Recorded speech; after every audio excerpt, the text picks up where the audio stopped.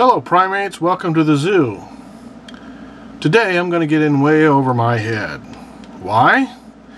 Because new ideas must be peer-reviewed to be improved upon and thus become useful to everyone. So I'm going to spill some of my guts to all of you now and hope that any of you have useful feedback to offer. So don't forget folks, that's what you get folks for subbing Don Q. When I'm done, I suggest that you print a hard copy of the script in the sidebar and file it away to be retrieved in case of a total financial foobar. We can hope that it doesn't happen, but you can guess what my opinion on that is. To be obnoxious, here's a basic historical outline of currency and the origins of money. Both pictographic symbolism and basic math, pretty much as we know them, were invented under the demand of a means to mark down who owned what grain or goats or whatever. The clay markers used for this were subject to counterfeit and, having little value themselves, were replaced by something more tangible. This came to be mostly metals. In recent history, a promissory note became exchangeable for that tangible. Today, a promissory note has no tangible value. The only value of the currency is as a representation of the asset of the national debt, what the banking cartels hold in the form of our debtor nation's collective honor. The ghostly worth is easily revealed when the corrupt economic tyrants in charge of printing these notes succumb to the temptation of creating a bottomless supply to their own pockets. I want to make that feat of idiocy harder to do. We have not yet seen the end of this economic crash by any means. In fact, a global financial collapse could play a part in awakening the mass mind and could be the very salvation of our species, but that's another video. Our money woes are just beginning. Bartering will return as a daily means of localized commerce, and there will be temptations to return to standards of silver, gold, and gems. That would be folly. To tempt the return of banditry and piracy, indistinguishable from their heydays. We need a notion of commerce that is adaptable to the needs of the next several millennia. The promissory for salt was perhaps the most stable of currencies in all of history. Though like oil and coal today, it's easy for some to acquire and for most it's not. It was worth making the providers and merchants of salt very wealthy, as the commodity was and still is universal. But I'm not talking about salt as the new promissory for a currency. My first open question to the world is, what would be the most universally descriptive term for a unit of energy? Easily convertible from any other unit of energy, from a calorie to a watt to a drop of gasoline. Would it be a therm or a thermie? We need the most translatable and non-euphemistic term available to base a new bartering economy not on gold, silver, salt, or oil, or even water, but on the basic unit of useful energy. What's that word, people? There's got to be a word.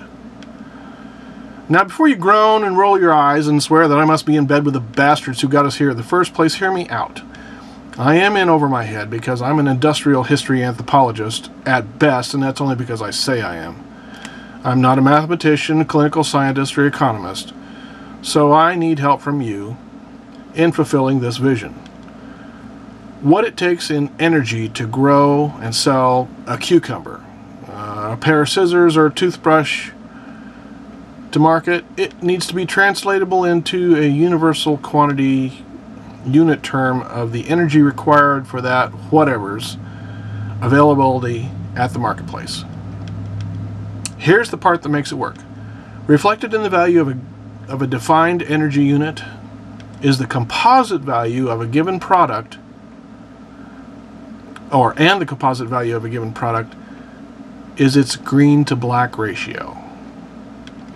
Let's say the hypothetical unit A is from a fully renewable, and this energy's green to black ratio was at 99.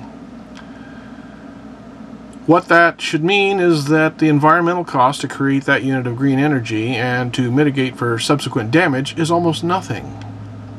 Windmills, wave capture, geothermal, infrared, and photovoltaic solar might all qualify for a high-value energy.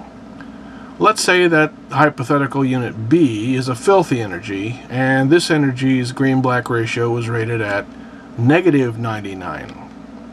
What that means is the environmental cost to create that unit of energy and to mitigate for subsequent damage almost completely overwhelms any of its market value. A 50-year-old diesel generator that fires up maybe 4 times a year, only for max peak power demands, yet eats 100 times that much in resources just to leave the lights on and to sequester its carbon and for attendants to be on duty for the rest of the year. Or a high sulfur content coal burning power plant with poor ash containment, out-of-date pollution controls, and that's dangerously close to a vital water supply. These conditions that should not exist would not need government regulation anymore. Economics would simply kill such insanity. The point of an energy unit that is green-black ratio valued as money is to reflect true cost of the damage done to the entire environment, in the form of a cucumber or a kilowatt. The more carbon, pollutants, toxins, etc. that must eventually be taken out of the air, land, and seas as a result of producing whatever, the greater the true energy cost and the less its value as a tangible commodity. What are the downsides? Anyone sensible will ask that. We don't really know right now if that 99-cent cucumber from Walmart actually costs the equivalent of $4, $40, or $40,000. Please watch the video, The Story of Stuff, linked in the sidebar when you are done with mine. A unit of green produced energy would have a far higher value because the cleanup ratio is too close to zero when compared to a carbon toxin generating created unit. When calculated honestly, the inflation rate on a carbon unit of energy, or its equal in carbon provided clean water, treated sewage, electricity, or a cheeseburger, would be cost prohibitive. Since people are indirectly made of fossil carbon, come food, folks might finally figure out that condoms are far cheaper than babies.